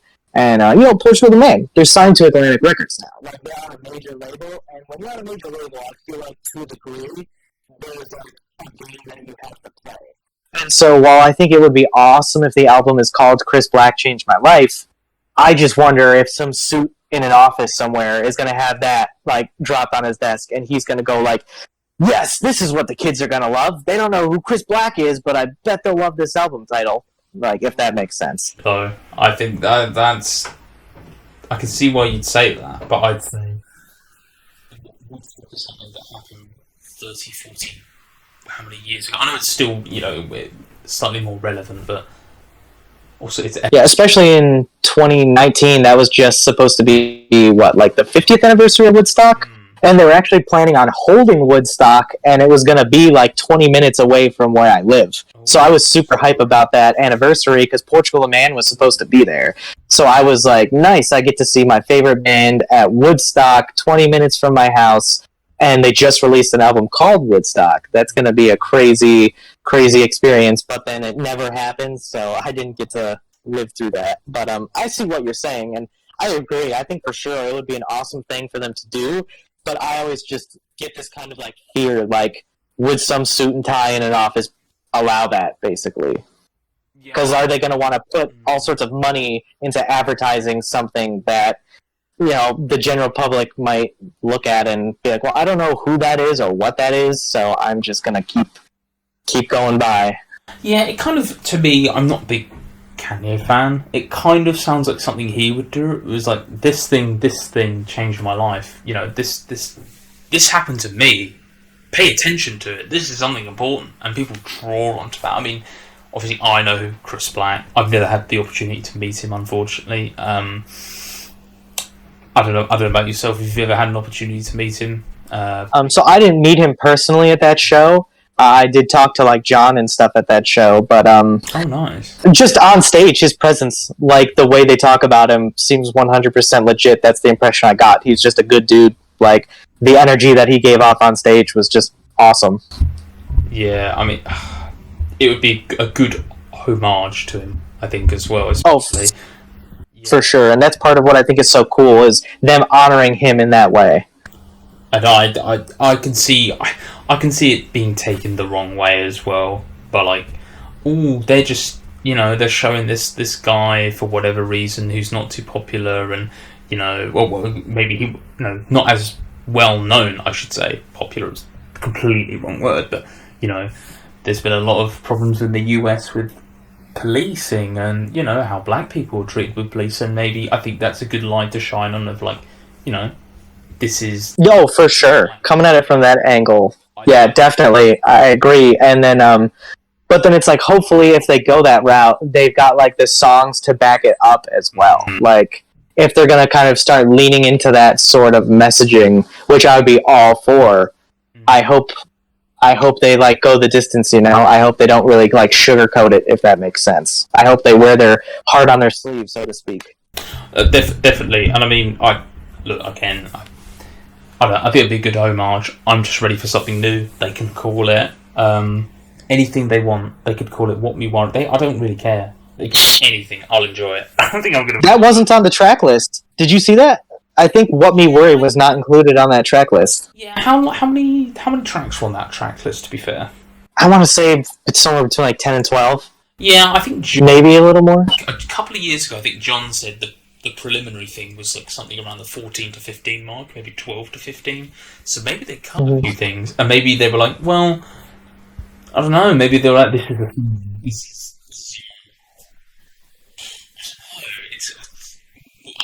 we're not going to know now. Maybe they do like a remixes album afterwards. I know, like you mentioned Tame Impala previously. I know he's done a couple of them.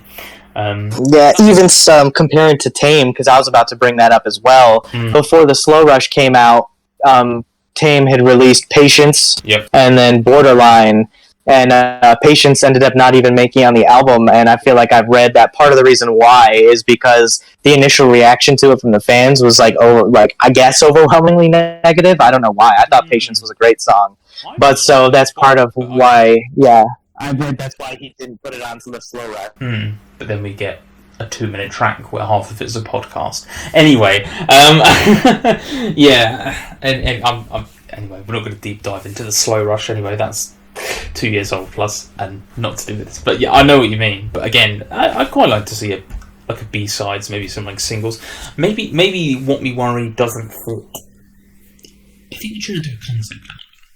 I reckon it's trying to aim for a concept album, and I feel like if it's not linking in perfectly, we'll have it ready, see what happens. You know, that's maybe it's like their backup option. I don't know, maybe. Oh yeah, I mean I agree. It was probably like, let's put this out, see where it goes, and then we'll decide what to do from there. And it seemed like the response was kind of lukewarm. I know my initial reaction to What Me Worry is I didn't hate it, but it was very similar to how I felt about Woodstock at first, where I was like, I don't know. The last 15 seconds of What Me Worry are awesome. Yeah. Where it just gets all weird. Like, I'm super into that. But then also, I'm one of those people where sometimes seeing something live will change my opinion of it, and definitely seeing them play What Me Worry live, I was like, okay, this is a pretty fun song. I could get down with this. So when I did see it not on that track list or on that album, I was kind of like, oh man, that's a bummer. But I still have the song, so it's not like they're taking it away. Yeah, they're not taking it away, definitely not. I think I'm in the same category as you. As it's actually grown on me, to be fair. I actually like it a lot more now than the first day I heard it. The first day I heard it, I was like, yeah, it's good.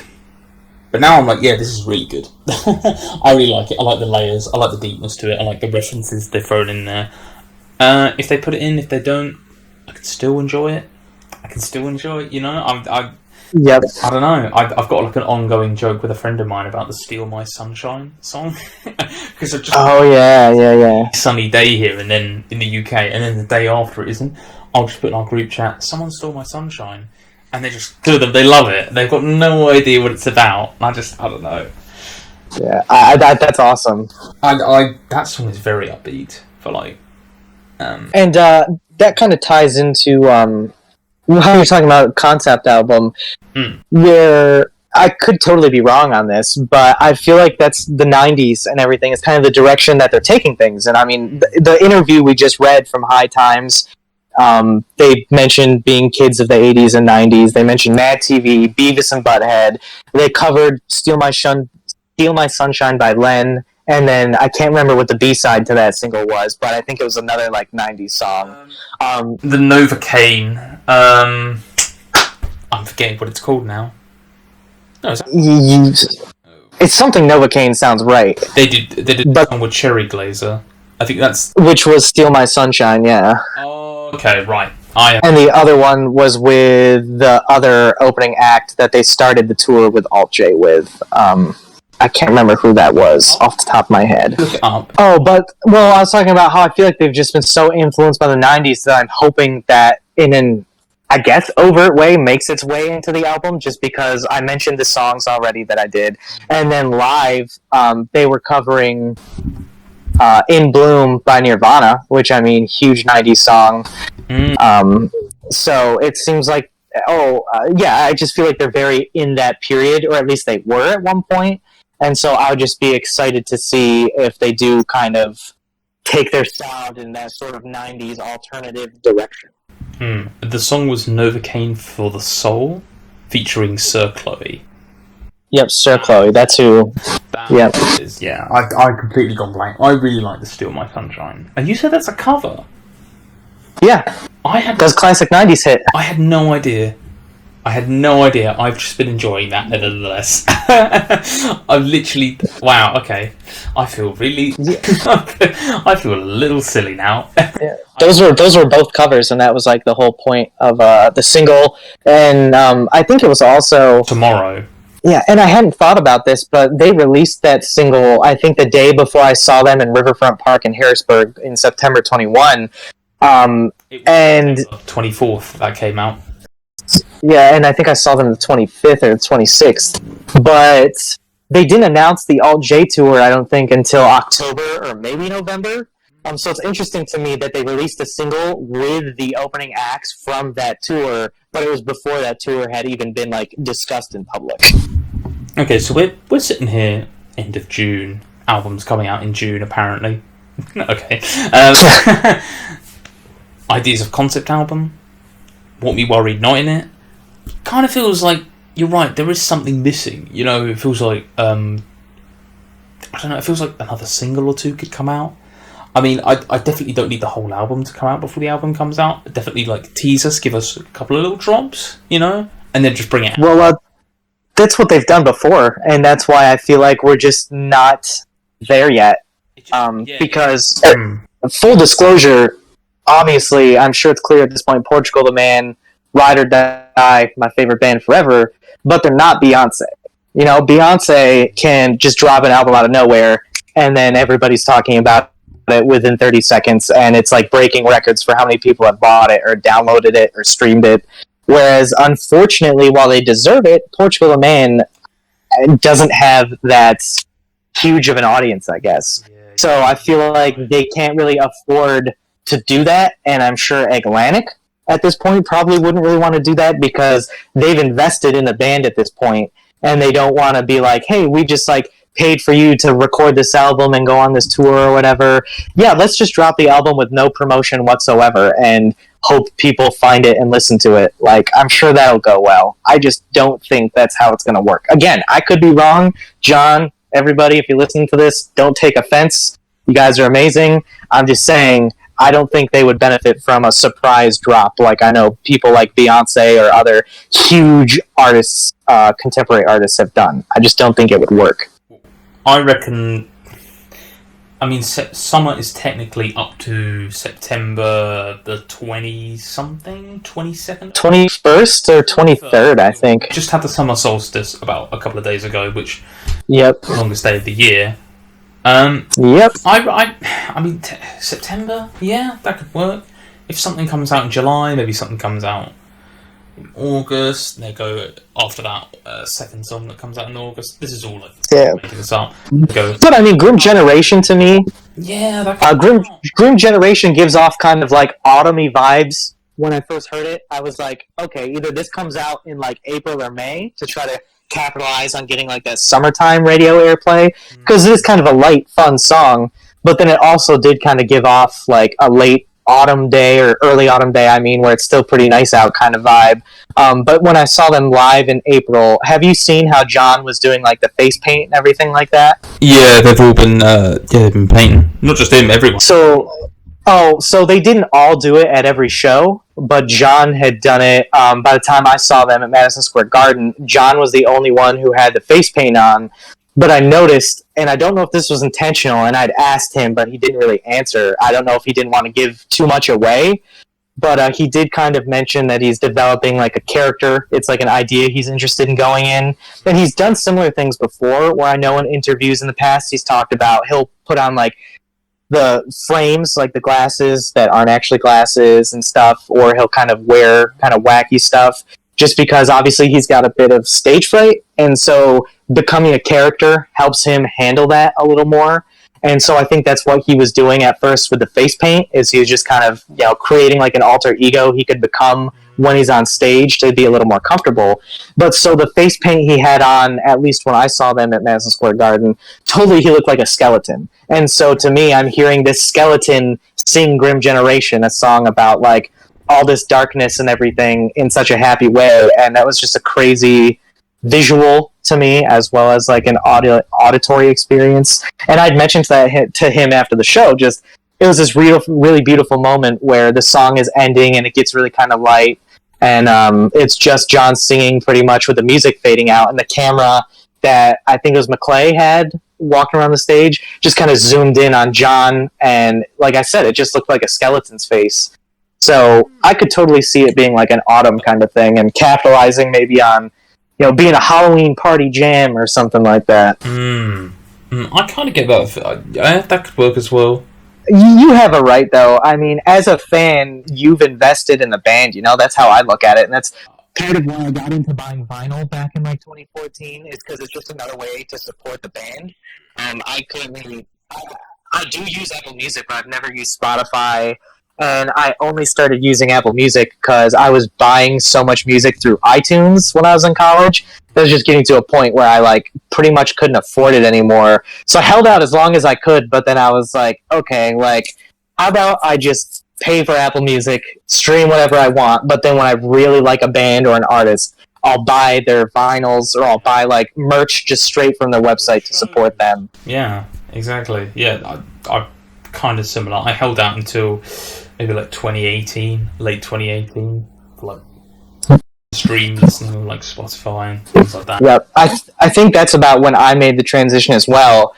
And then shortly after I did, there was a headline came out like a week later that Apple was going to be discontinuing iTunes, and I like felt personally responsible. I was like, oh man, I stopped spending like $80 on iTunes every month, and now they're just shutting it down. Wow, we're losing £320 yeah. dollars a month here. What's going on? Yeah, the corpse of Steve Jobs must have risen from his grave and been like, all right, shut it down. The way the world is at the moment, the way, you know, it's a sign of the times. It's how things are now. Everything is digital.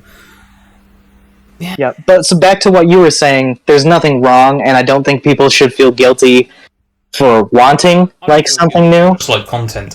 I'm talking about that'd be nice. And I was going to recommend, I don't know how deep you've dived into like the amount of bootlegs and stuff that there are, but I highly suggest checking out the archive and go back and listen to a lot of live performances, because I'm not that upset about the wait for the album because there's so many amazing performances to go back and listen to, that it's always just fresh. You never have to listen to the same thing repeatedly. I do. I like to listen to the shows that I've gone to and shows that I've recorded because it puts me back in that moment. But for someone such as yourself who hasn't been able to go to a show, there's just so many bootlegs and stuff out there that I just couldn't recommend enough. And I think that kind of will, you know, scratch that itch a little bit, hopefully. Maybe make it a little easier to wait. Okay.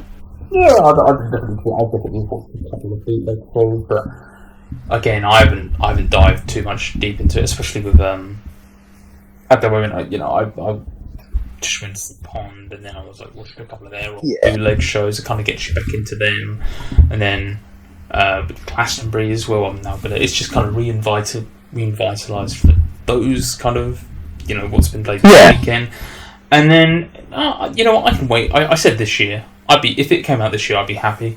I'd be content. I mean, it's been 5 years. And, you know, if you didn't love Woodstock, it's been since 2013, since something. You know, and and it is crazy to think about it like that. The way you just put it is crazy. Where, like, if you didn't like Woodstock, hopefully you liked Evil Friends, because, it's been about 10 years. Didn't like Evil Friends, I don't think you're there. I don't think you're still waiting to be honest.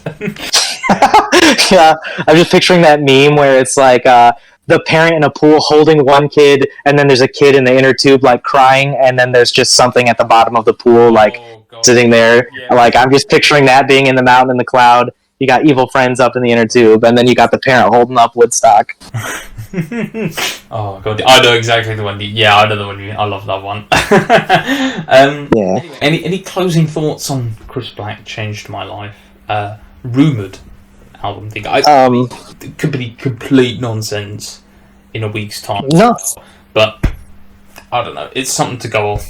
I wanted to cover it. No, like I said, I think it's an awesome, amazing idea, and I hope it works out. But I do have some just will Atlantic let them do that? Because it's the big thing when you sign to a major label. Unless you're raking in like tons and tons of money, I feel like you kind of just have to play the game by their rules that they set to a degree.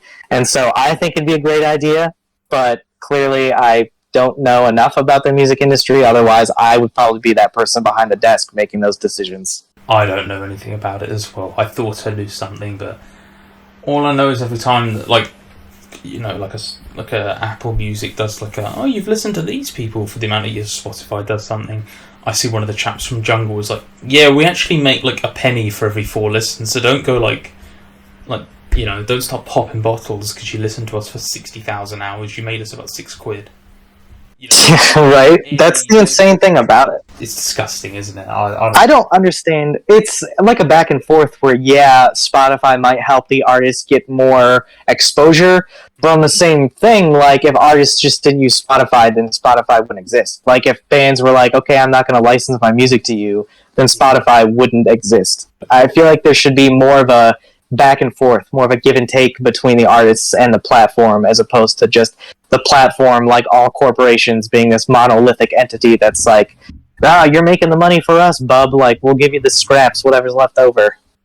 Yeah, again, we're not going to go into a whole, like, economic discussion about how these streaming services work, but basically, if they quadrupled, basically what they made from, like, a premium listener, even a penny per listen, or like a cent per listen, it's not right. You could listen to a whole album for, like, 10 times for, like, under $1. How does that? That's not right, is it really? But I suppose it's better than them having everything illegally taken from them. So I don't know. There's a little bit of ground there where you have this sort of, I don't know. It's not right. But is it going to get any better anytime soon? I don't know. Because if Spotify, probably not. Apple Music, and you still got YouTube Music, and you still got Deezer, and you still got, I know SoundCloud is a bit different, but again, that's why I try to go out and see bands and pay, like, pay for the tickets, pay for the merch from either their official website or from their merch table at the show.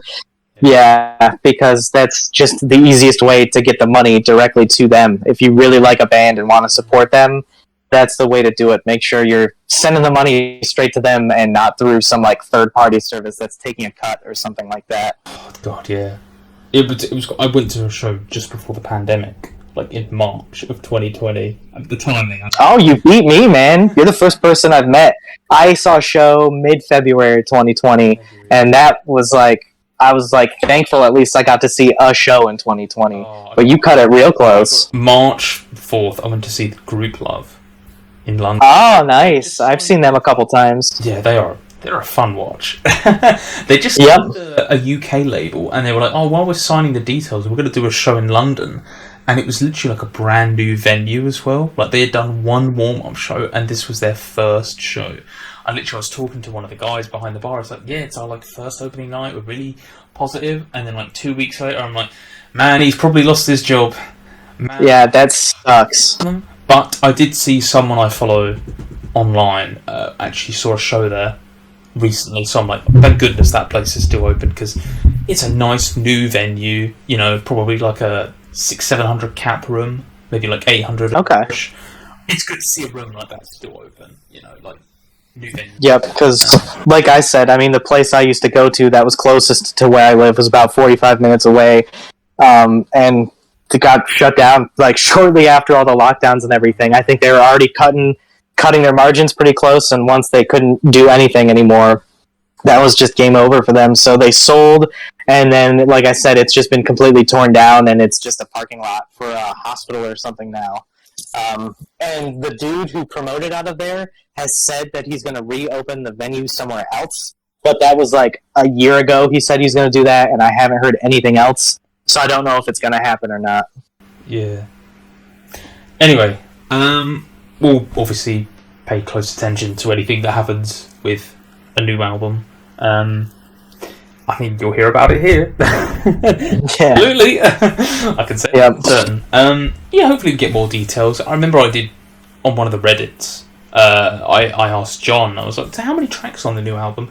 And he did say between 12 and 15. So if it's 12, I mean, it could be 14, 15, 12 and 15, but I'd like the more the merrier for me. I want more options. I don't know about you, but yeah. I mean, more is better for sure.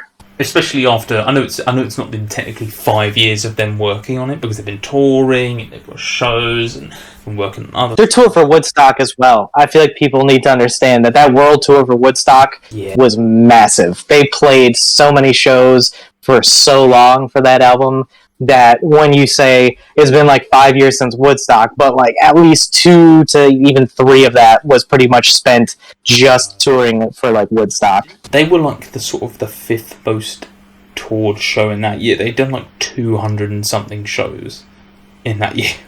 So I don't, Yeah. like maybe 2018. And I was like, 2018, I think, is when they were really going hard. That's when I saw them in June of 2018. And when you look at that Woodstock World Tour poster or whatever they have, unfortunately, it's sold out on their website, but you can still find it. And the amount of dates they have listed is so crazy. I don't think I've ever seen a tour, like a band poster with that many tour dates listed on it. all right. So, Josh, we've gone through all the topics. I think it's been a pretty good show. I don't know about you. Hopefully you've enjoyed your time here on the PYRB podcast. Oh, certainly. It's been a lot of fun. You've been an excellent guest, but one more thing. We've got the PTM question, the quiz, right at the end. You know how this works, basically. Yes, I do. Questions, yes or no questions. I'm going to from now on, get 10 questions, and I'm going to give a hint. The last question has to be a guess, minimum. So, I mean, if you're confident by question 3, you could guess if you want. But if I say, okay, yeah, it's the question essentially. So you've got the entire discography, PTM. I'm not gonna include Grim Generation because that's not officially released, but okay, not yet anyway. I've got something in mind. If you're ready, you can take it away. Yes or no questions. Okay. Yeah. Is it pre-Atlantic? Yes, it did release before. Was it a single? No, I don't think so. No. Can you remember? Have we discussed it so far today? Mentioned it in the podcast. I have mentioned it. Man, I feel the pressure. I feel the sweat dripping down my face. Tipped down by album would be a good way because that limits it. That's what I'm thinking next. My next question is going to be: is it off of Satanic? It is not on Satanic Satanist. So then, is it off of Waiter? It is on Way to You Vultures. Yes. You've had what was that? 4? Oh, 5? Oh, snap! You've got 4 questions and a guess. So I'm trying to think. I think I've only mentioned one song off this album by name, but I'm not sure. Is it in... What do you think it is? Is it... But if I guess, then that's game over. I mean, you could ask a question about the title. Maybe if there's... Yeah, that's what I'm looking at right now. Is there an animal in the title of the song? There is an animal in the name of the title. But it's funny because there's still 1, 2, 3, 4? Yeah, 4 songs off this album it could be. I'm not cheating by looking, am I? You are right. Wow, that really didn't help. But I'm not cheating by looking at the track list, am I? I can't see what you're doing right now. So. Oh, I mean, I'm just looking at the track list, so. It's fine now, yeah. So, I mean, I guess I'm just gonna go out on a limb and say How the Leopard Got Its Spots. And by good sir, you are correct. In 7 questions, How the Leopard Got Its Spots. You had me with the pause. I was like, oh man. I forgot about AKA M80 the Wolf. I was like, oh yeah, an animal. Oh yeah. I thought I'd get you with an OG one. I don't know if that one was an actual single, to be fair. How the Leopard? I do think it was. Looking at my phone here. Normally they give videos for that sort of thing, and I know M80 the Wolf got video, so I was like, that one is a single, but I wasn't sure on this one, but. And I guess it depends on whatever the definition of a single would be, but I know, at least on the version of the Devil's... I say the Leopard Got Its Spots was on there, but I don't know if that necessarily would make like a I don't know. Hey, you got it right. Excellent. Yeah, right. That was a tricky one. If you said M80 the Wolf, like, I don't know, maybe you'd forgotten about Leopard because you mentioned it briefly halfway through, and I was like, oh, because I wrote it down at the beginning of the episode to not mention it the entire time. But no, you've done well there, Josh. Yeah. Nice. Well, thank you very much. I'm proud of myself. I can sleep well tonight. I'll sleep with a smile. He was a little bit nervous, everyone, that you might not get it right, because he noticed I think it's been 3 from 3, and I've been a bit generous with the hints, but I'm going to start. I think we get some more hardcores on here. We're going to be going proper singles. We're going to be going stuff off album film tracks and things. See, I was worried you were gonna pull out Endangered Song or something on me, something super deep that it's no one will really probably mention that song. Not that it's a bad song, but it's definitely not one that immediately comes to mind for me. So I think it'd be easy to slip that one past. I was gonna do The Walking Dead, the one from The Walking Dead. Heavy Games, yeah. Yeah. I saw someone online actually say that's the song that got them into PTM, and I was like, interesting. I guess. But the longest time, I was like, oh, okay, fair enough. And I mean, there's supposed to be part 2 on the new album, according to that leaked track list. I think it was called Heavy Games Part 2 or something like that. Well, they can't just call it Heavy Games again because they've already done that. I mean, they could rework it. There's plenty of bands that will release something as sort of an obscure single, and then years down the road, they'll revisit it and just repackage it and put it back out there, and people usually don't know the difference. I mean, only really the hardcore of the hardcore. I mean, I have a mate of mine, the guy who does the art for this, Liam. He loves The Walking Dead. I told him about it, was I never heard it. Well, I don't remember that. No, he's a hardcore fan, so I don't know, maybe he just forgot. Anyway, Josh, is there anything, we're coming to the end now. Is there anything you wanted to promote, say thanks, anything you want to talk about right at the end of the podcast? The mic is yours if you want to say a bit. Yeah, go for it, man. Anything you want to promote? I don't really, I'm not cool enough to have anything to promote. Oh, yeah. If you're looking to see some Portugal The Man footage, like I said, I've got some cell phone footage from over the years of varying qualities. I've got the Firefly 2018 show, the actual live stream of it, in a Google Drive somewhere. So if anyone's interested in that, hit me up in Discord or on Reddit, and I can send you a link to that so you can watch it, because I think that was a super epic show. Send that to but could you send that one to me? I'll give. Yeah, of course. Tomorrow. Yeah, thank you. Yeah, and other than that, I mean, I watched Bill and Ted's Excellent Adventure for the first time last night, and I thought that was hilarious. But their big thing was be excellent to each other. So in this day and age, I think it's important to remember that. And so I just want to say to everybody out there, anyone listening, just keep it real. Times are tough. If you're listening to this, you're probably in the Discord or Reddit or something. So if you ever need to chat, I said, I'm sure Fjord or Laser Guided Melody, you can hit me up. I'm usually posting in both frequently. And like I said, it's tough, but just try to remember that it will get better. Even if the world doesn't, still the people around you can make a bad situation better. And just Bill and Ted say, just be excellent to each other. Awesome, definitely. Keanu, he's got short hair in that film, hasn't he? In the more recent one. See, I haven't seen, because so I'm 29 now, and I love movies, and I don't know how I managed to miss Bill and Ted, but last night, my fiance was like, hey, Bill and Ted streaming on this service, you ever seen it? And I was like, I haven't, we should check it out. So we did, and it was a hilarious movie, definitely filled with some awesome music, and yeah, I just loved the vibes of it and everything, and I just like that point they made of just be excellent to each other. I think that's something that I wish more people would remember, because I unfortunately work customer service, so I have to work with the general public, and that sucks. Challenging. Yeah, and I just wish people would just remember, it's not that hard, just be excellent to each other. Yeah, definitely. Listen, we've been chatting for 2 hours. This is so far the longest one. This has been a really good recording. I felt like, I'm not gonna lie to you, that was my goal. I told you I came ready to talk.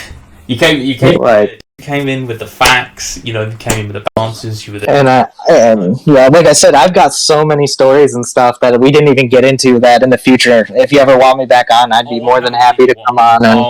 Absolutely. Definitely, Josh, definitely. You were excellent. Again, thank you very much for coming on. I know it was quite short notice. I literally messaged you about 20 minutes later. You were like, bugger, I didn't see this. Okay, I'm ready. And it was just like, yeah, let's just go.